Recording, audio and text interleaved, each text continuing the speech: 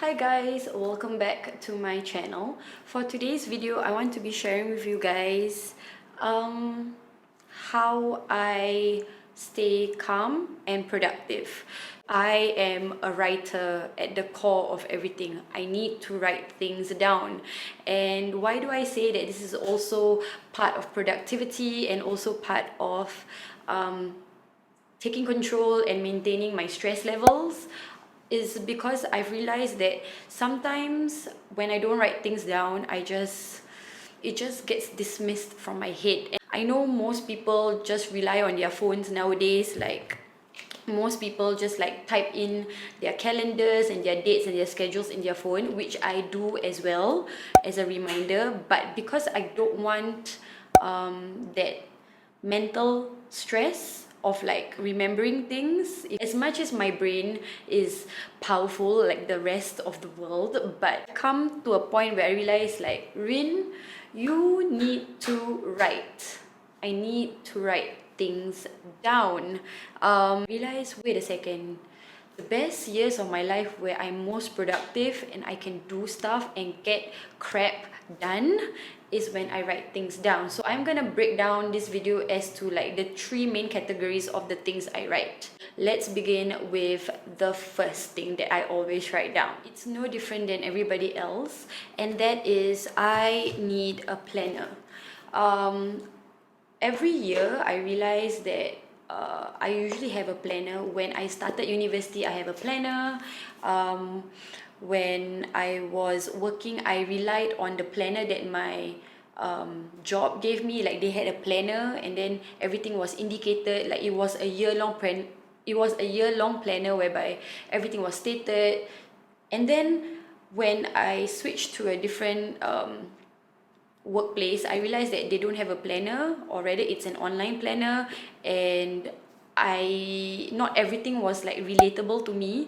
It just so happens that this year I decided to also go back into writing my work life into this planner, and this is a planner by Cak Cak Kuti. I actually have to write down the names of my classes. I also write down my duties. I write down what is expected of me. I write down what is needed for my day-to-day basis, and I realize I feel less anxiety and I feel less stress because I bring this planner everywhere I go. So every day, Monday to Fridays, this planner is in my bag, which, you know, when I have something that crops up and somebody messages me, I know that I have that important detail written down in my book. Granted, I also have that same planner in my phone, but it's not the same. I feel like my own handwriting gives me a sense of calm, because somehow in my mind, I realize that when I write things down, it's not because I'm just writing it down. There's a psychological connection to the fact that if I see it in my planner, it's in my own handwriting. Hey, that means at some point I was aware of that information, I took it down, and I will not doubt myself. And at the same time, like, you know, in case somebody else thinks a different information, there will be no miscommunication, because I can refer to my own like handwriting in my own book, and I'll be like, for example, if someone says, hey Rin, remember I told you this, and then I'm like, I'm not sure, let me check. So I can turn back to my book and like, oh yeah, I wrote it down on this particular date. I was supposed to meet this particular person, and I was supposed to get this particular thing done. If I had actually missed that out, I know that I was in the wrong, and that anxiety just like goes out the window, and that doubt just goes out the window. That means this book is everything I really need to ensure I know my stuff. And when I don't have this book is when I get stressed, but yeah, it's all written down. I tried not going with a planner for a while, a work planner, and I realized that didn't work out. So yeah, all right. The second way that I want to share with you guys how I manage my stress levels, with regards to writing things down, I realized that by writing my thoughts and emotions, it has helped. Now I'm referring to diary writing. I'm not referring to blog writing. I feel like the word blog removes that idea of privacy that we all don't want to say. Blogs are not private. They are not. I don't think blogs actually help in your emotional sense, unless you feel that writing a blog and like truly sharing everything that you feel without any fear of any judgment actually can help you, good for you. But for me, I realized I have always been a diary writer. These that I'm showing you right now are actually all my personal diaries. See, this is from like Sec 2, 2004. And then I have a diary, like, I think this is another year, I can't remember. Yeah, another diary. I bought the same exact one back then. So, and I keep all the notes that my friends gave me and stuff like that. So, writing a diary has been a thing all of my life since I can remember.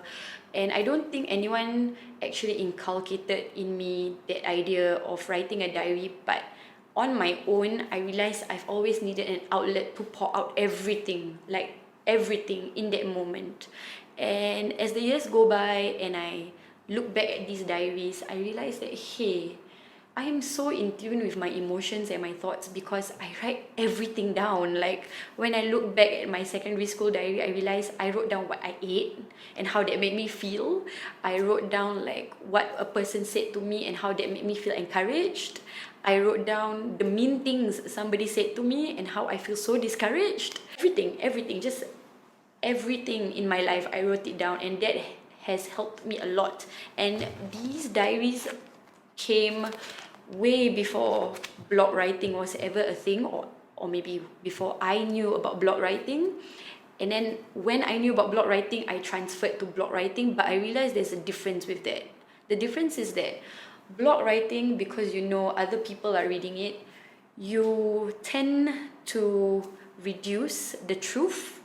Meaning, for example, if you are angry and you write it in a blog post, yeah, you are angry, but you are not writing the full truth. You're not writing truly what you feel. For example, in that moment of anger, I could feel so angry to the point that I really feel like writing the word hate.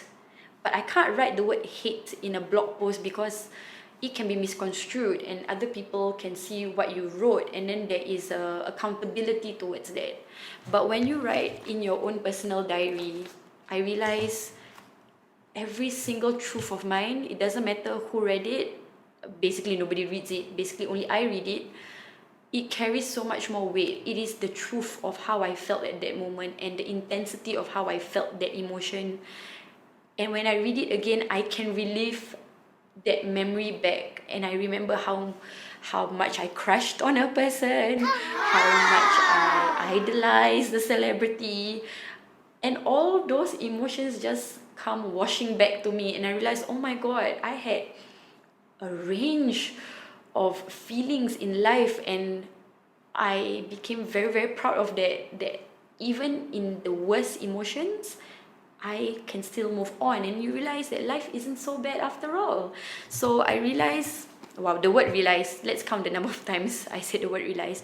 But writing has always been the best way for me to stabilize my emotions. I have a blog, but that blog is more like a summary of things, more factual, not expressing how I feel. So I've written back to diary writing, and I've started it again, actually, as of last year. This is the diary of my choice. I can show you the diary, but you can't see what's inside, right?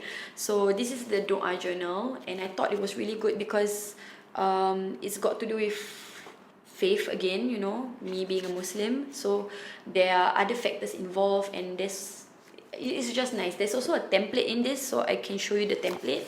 Oh, the template looks something like this. So it says, it starts off with a short prayer, and also it's about what do you pray for. I mean, yeah, what do you pray for? What are you grateful for? What was the one happy thing? What is an area you could improve on in life? What is your next level goal? And then you start to write your diary with regards to expressing yourself. I never really thought about diaries because, you know, it makes people sound like very emotional, but being in tune with your emotions is very important. It makes you more stable. So yes, yeah, and yeah, stress levels, anxiety levels, and just ensuring that I become productive. Because once I've penned down all my thoughts, my stress for the day, my disappointments for the day, how upset I was, how happy I was, how relieved I was. Once I've penned down all those things, I can move on. Like, okay, dah penat tulis, dah penat luahkan perasaan kan, then you can, yeah. And this is even more private than talking to your best friend or talking to your parents or talking to your husbands and your partners, because this is something that you not necessarily have processed. So you are trying to process it on your own first, and once you're a bit more calm and once you're ready to express it verbally to someone, because you know penning it down doesn't help, then you can express it verbally and it may help you. So that's like, yeah, that's my second way. And then the third way is really about creating something in your writing, and maybe something that I realize I have let go of for quite some time is writing to produce something that is readable. So now this third one is something that I need to work on in the next year or so.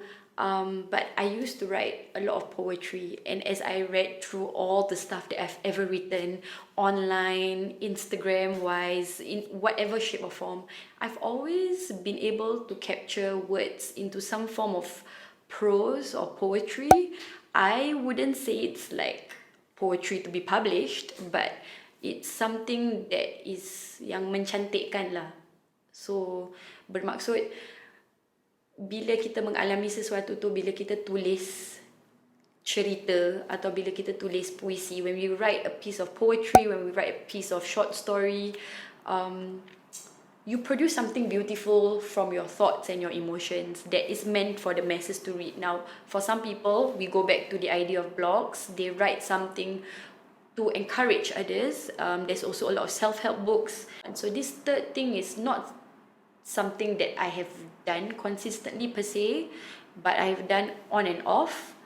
And I hope to get back into it again, which is to write. And I noticed this desire to write, like I need to come back to that again, and I miss that. So that's something I want to macam work on lah.